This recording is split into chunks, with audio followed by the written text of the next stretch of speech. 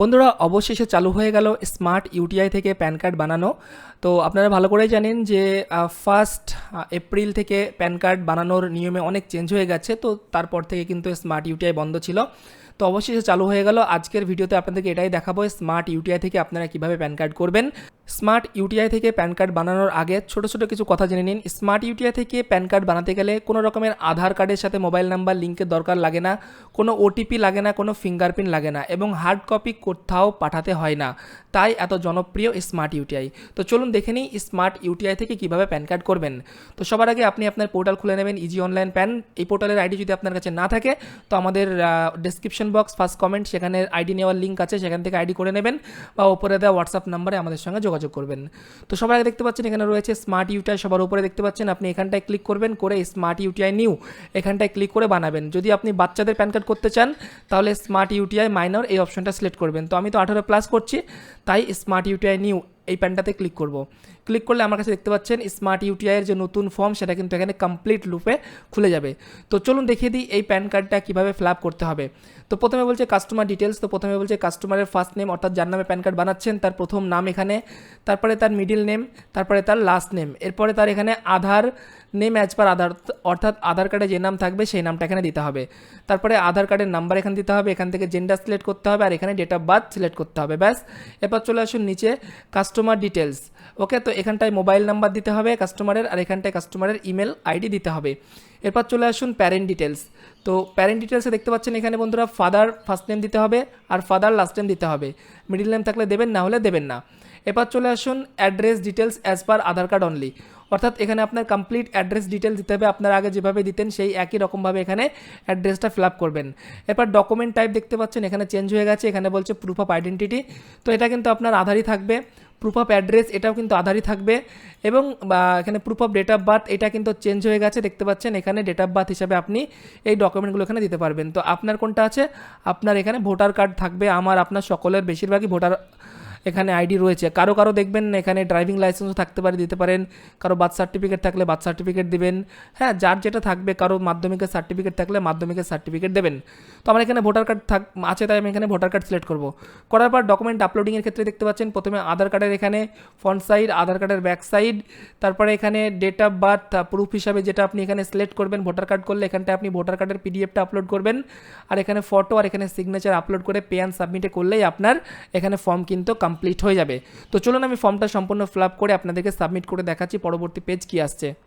তো বন্ধুরা এখানে আমি সমস্ত ফর্মটা ফিল আপ করে নিয়েছি এবং ডকুমেন্ট যেভাবে আমি একটু আগে বললাম সেইভাবে ডকুমেন্ট এখানে আমি আপলোড করে দিয়েছি।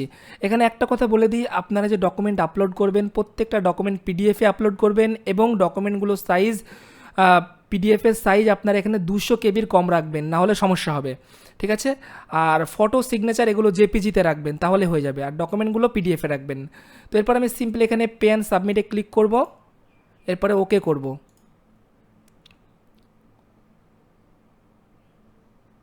তো দেখতেই পাচ্ছেন এখানটায় কিন্তু আমার কোনো রকমের ইরর আসলো না, আমার কিন্তু ফর্মটা এখানে সাবমিট হয়ে গেল এবং স্ট্যাটাস এখানে আমার পেন্ডিং দেখাচ্ছে। তো এই স্ট্যাটাসটা পেন্ডিং থাকবে। আপনারা মোটামুটি 2-3 মিনিট পর যখন এই পেজে আসবেন রিফ্রেশ করবেন, দেখবেন স্ট্যাটাস সাকসেসফুল হয়ে যাবে এবং এখানে কিন্তু আপনাকে অ্যাকনলেজমেন্ট নাম্বারও দিয়ে দিবে। পাশে কিন্তু অ্যাকনলেজমেন্ট নাম্বার আপনারা ডাউনলোডও করতে পারবেন। তো চলুন একটু আমি ওয়েট করে নিই, তারপরে দেখাচ্ছি এখানে আপনারা এবার ডকুমেন্টটা মেন ইউটিআই সাইটে আপলোড কিভাবে করবেন। আপনাকে কি করতে হবে, আপনি চলে আসবেন আবার স্মার্ট ইউটিআইতে। আসার পরে একদম শেষের option smart UTI pan history, এটাতে ক্লিক করবেন। তো বন্ধুরা একটু পরে আমি চেক করলাম, জাস্ট 15 থেকে 20 সেকেন্ড পর দেখতেই পাচ্ছেন আমার সেম অ্যাপ্লিকেশনটা কিন্তু এখানে চলে আসলো। এখানে পেন্ডিং ছিল, এখন কিন্তু এখানে সাকসেস হয়ে গেছে। এখানে আমাকে কুপন নাম্বারও দিয়ে দিয়েছে এবং এখানে আমাকে ফর্মও দিয়ে দিয়েছে, দেখতে পাচ্ছেন ফর্ম 49 ইউটিআই 3.0 এবং এখানে রিসিপ্টও দিয়েছে। তো সবার প্রথম কি করবেন, আপনি এই ফর্মটা ডাউনলোড করবেন। এটা ডাউনলোড কীভাবে করবেন আবারও বলছি, আপনি স্মার্ট ইউটিআই ক্লিক করে সবার শেষেই স্মার্ট ইউটিআই প্যান হিস্ট্রি এখানে ক্লিক করবেন। ক্লিক করলে আপনার কাছে ফর্মটা চলে আসবে। এবার এখান থেকে আপনি এই যে ফর্ম 49 ইউটিআই 3.0 এটাতে ক্লিক করবেন। ক্লিক করলেই কিন্তু আপনার পাশে একটা ট্যাব খুলবে এবং এখানটায় কিন্তু পুরো ফর্ম বন্ধুরা যে নতুন সিস্টেমে ফর্ম দেখতে পাচ্ছেন, এখানে এখানে ছবি থাকবে, পাশে এখানে সিগনেচার, একটা ক্রস সিগনেচার থাকবে, আর এখানে আর কোনো সিগনেচার লাগবে না। এবং ফর্মটা কিন্তু সম্পূর্ণরূপে চেঞ্জ হয়ে গেছে দেখতে পাচ্ছেন, একদম অন্যরকম ফর্ম। হ্যাঁ, তো এখানে এরকম ফর্ম থাকবে এবং সবার শেষেও একটা সিগনেচার থাকবে। এবং এখানে আধার কার্ড আছে, আমি যেগুলো আপলোড করেছি আধার কার্ড, এবং এখানে আমি ভোটার কার্ড যেটা যেটা আপলোড করেছি, ব্যাস এটুকুই থাকবে। এবার কি করব, সিম্পল এখান থেকে প্রিন্ট অপশন রয়েছে, আমি এখান থেকে প্রিন্টে একবার ক্লিক করে এই ফর্মটাকে সেভ করে নেব। ব্যাস আমাদের ফাইল তো সেভ হয়ে গেল। এবার কি করব, ফাইলটাকে আপনাকে আপলোড করতে হবে। এবার আপলোড করার জন্য একটা ছোট্ট এখানে রিকোয়ারমেন্ট আছে, আপনি যে ফাইলটা এখন ডাউনলোড করলেন সেটা দেখবেন 2 MBর কম আছে কিনা, কারণ 2 MBর বেশি থাকলে আবার ডাউনলোড হবে না। তো চলুন আমি একবার চেক করে নিই 2 MBর কম আছে কিনা। তো এই যে ফাইল, এটা আমি এখন ডাউনলোড করলাম, এটা দেখতে পাচ্ছেন আমার এখানে সাইজ যদি চেক করে আপনাদেরকে, এটা প্রায় 4 MB আছে। তো এটাকে ছোটো করতে হবে, ছোটো করা খুবই সহজ। ছোটো করার জন্য আপনি চলে আসবেন আপনার সাইটে। তো ছোটো করার জন্য আপনি চলে আসবেন গুগলে, এবং গুগলে লিখবেন এখানে যে PDF কম্প্রেস, প্রথম ওয়েবসাইট আসবে, প্রথম ওয়েবসাইটে ঢুকবেন। ঢোকার পর এখানে ফাইলটা আপনি সিলেক্ট করে দেবেন যেখানে আপনার রাখা আছে, তারপরে সিম্পলি কম্প্রেসে ক্লিক করবেন। কী হবে, এই ফাইলটা ছোট হয়ে দেখতে পাচ্ছেন 4 MB ছিল, আমাকে এখানে মাত্র 354 KBতে করে দিল। তো এইভাবে দরকার আমাদের, আমরা ডাউনলোড করে নেব। তো বন্ধুরা, আমাদের অ্যাপ্লাই কমপ্লিট হয়ে গেল, অ্যাপ্লিকেশন ফর্ম ডাউনলোড করা হয়ে গেল, ফর্মটাকে আমরা 2 MBর মধ্যেও সাইজ করে নিলাম। এবার হচ্ছে ডকুমেন্টটা আপলোড করার, মানে অ্যাপ্লিকেশন ফর্মটা মেন ইউটিআই সাইটে আপলোড করার। তো চলুন সেটা দেখে নিই কীভাবে আপলোড করব। আপলোড করার জন্য যেটা করব, সবার আগে আমরা আবারও স্মার্ট ইউটিআইতে ক্লিক করব। ক্লিক করার পর দেখতে পাচ্ছেন আপলোড পেন্ডিংয়ে যাবেন, এখানে ক্লিক করবেন।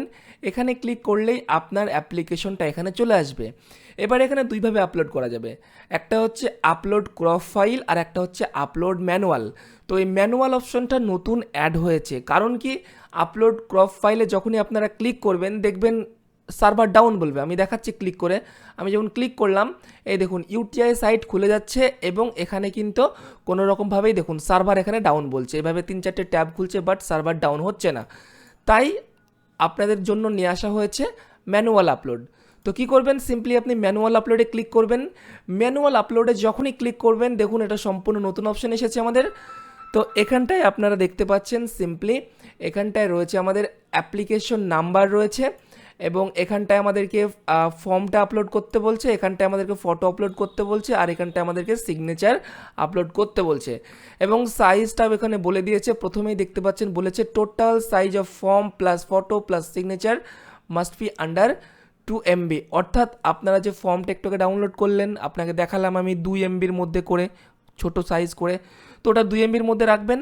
আর বাকি যেটা এখানে রইল বন্ধুরা, ফটো, এখানে ফটোর মাপটা দিয়ে দিয়েছি, এই মাপের করতে হবে, এবং সিগনেচারের মাপটা এই মাপের করতে হবে। এটা কিভাবে করবেন আমি একটু পরে আপনাদেরকে দেখাচ্ছি, এটা আগে কমপ্লিট করে নিই।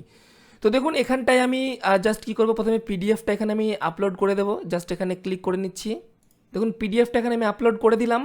এরপরে বলছে ফটোটা এখান থেকে আমি আগে থেকে ক্রপ করে রেখেছি এই মাপে, তো এটা আমি করে দেখাচ্ছি আপনাদেরকে। এবং এখানে পিডিএফটা যখনই আপলোড করলাম, পিডিএফের সাইজ এখানে বলে দিল, তারপর মাত্র 354 KB, আমার 2 MBর অনেক কম। তো এরপর আমি এখান থেকে ফটোটা আপলোড করব, তো জাস্ট ফটোটা এখান থেকে সিলেক্ট করে নিচ্ছি। তো দেখতে পাচ্ছেন বন্ধুরা, এখানে আমি ফটোটা সিলেক্ট করে দিয়েছি, ফটোর সাইজ দেখতে পাচ্ছেন মাত্র 9 KB রয়েছে। এরপরে সিগনেচারটা সিলেক্ট করব, এবং সিগনেচার দেখছেন মাত্র 11 KB রয়েছে। সমস্ত কিছু ঠিকঠাক হয়ে গেলে তারপর কি করব, সিম্পলি আমরা এখান থেকে আপলোড ডকুমেন্ট এটাতে ক্লিক করে দেব। দেখুন ক্লিক করলাম, এই দেখুন আমার ডকুমেন্ট কিন্তু সাকসেসফুলি আপলোড হয়ে গেল। ব্যাস কত সিম্পল এখান থেকে প্যান কার্ড বানানো।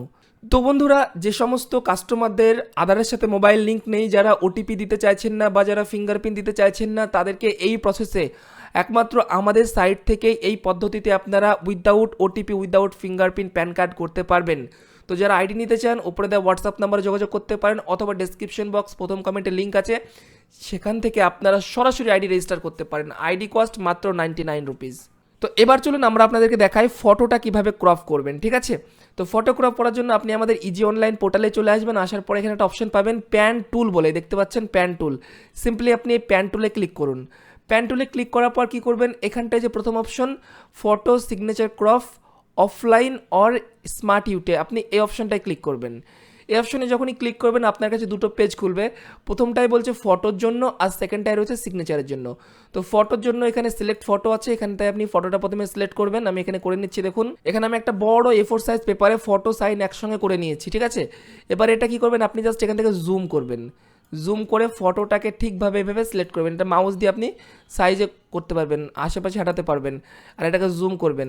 হ্যাঁ, তাহলে কী হবে, ফটোটা ক্রপ করা সব থেকে ইজি হবে। দেখুন আমি করে দেখাচ্ছি আপনাকে, এই দেখুন হয়ে গেল। এরপর এখানে ক্রপে ক্লিক করবেন, তারপর আপনাকে দেখাবে প্রিভিউটা যে এরকম আসছে। এরপরে জাস্ট ডাউনলোডে ক্লিক করবেন, তাহলে ডাউনলোড হয়ে যাবে। আমি ডাউনলোড করছি, দেখুন আমার এখানে ডাউনলোড হয়ে গেল। ওকে করে দেবেন। একই রকমভাবে এখানে সিগনেচারটা যদি আমি করি, দেখুন এখানটা আমার বড় পেপারে সিগনেচার উপরে করা আছে, ফটো এখানে করা আছে। আমি এখান থেকে শুধু সিগনেচারটাকে জুম করে নেব। দেখুন এইখানটা টানবো, টেনে আমার মতো করে আমি সিগনেচারটা একটু জুম করে নিলাম। এরপরে ক্রপ সিগনেচারে জাস্ট ক্লিক করব এখানে, এরপর এখানে ডাউনলোডে ক্লিক করব, তাহলে আমার সিগনেচারও ডাউনলোড হয়ে যাবে। তো আপনারা অনেকে এরকম ফাইল দেখতে পাচ্ছেন, ফটো আর সিগনেচার যখন আপনারা ডাউনলোড করছেন। তো এটার সলিউশন কি, এখানে যে নাম রয়েছে বন্ধুরা, শুধু নামটা চেঞ্জ করতে হবে। কিভাবে, আপনি রাইট ক্লিক করবেন, রাইট ক্লিক করে এখানে রিনেমে যাবেন। রিনেমে যাওয়ার পরে ফাইলের নাম যা আছে তাই থাকবে। আপনি জাস্ট লাস্টে একবার ক্লিক করে এখানে যোগ করবেন ডট, মানে একটা ডট মানে কি ডট, হ্যাঁ, ডট দিয়ে লিখবেন জেপিজি, জাস্ট এটুকু লিখবেন জেপিজি, ডট জেপিজি দিয়ে বাইরে একবার ক্লিক করবেন, তাহলে আপনার এটা যে ফাইল, দেখুন এটা ফটো ছিল, ফটো চলে আসলো। একই রকমভাবে যদি আমি এই ফাইলটাই করি, আমি এখানে আমি এখানে রিনেমে গেলাম, রিনেম, এরপরে এইখানটায় আমি লিখবো লাস্টে ডট জেপিজি দিয়ে বাইরে ক্লিক করব, দেখুন আমার সিগনেচার চলে আসছে।